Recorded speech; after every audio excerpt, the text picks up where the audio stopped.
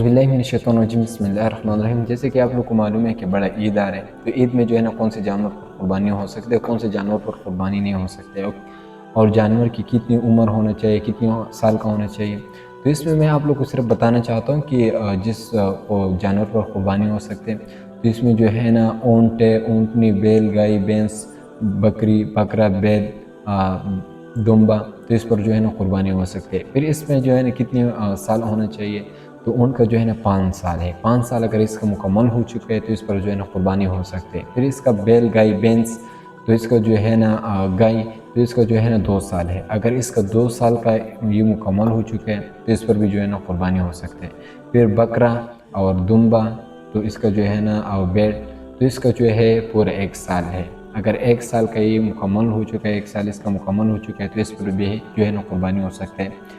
अलबत्ता अगर इसमें जो है ना बकरा दुम्बा है, तो इसमें अगर 6 माह का है, 6 माह से ज़्यादा है, और ये अगर 1 साल जानवर के साथ छोड़ ले और इसका मालूमात भी ना हो, वो इतना मोटा भी हो और इतना मोटा भी हो और तंदुरुस्त भी हो कि इसका मालूमात ना हो सके कि 1 साल का है या 6 माह का है, तो इस पर भी जो है ना कुर्बानी हो सकते हैं। इससे अफजल खसी बकरा का जो कुर्बानी है उस पर सबसे अफजल है। दूसरा बात है कि किसने खुंसना जानवर ले लिया, मतलब ये कि हिजला जानवर ले लिया, तो उस पर जो है ना कुर्बानी नहीं हो सकती।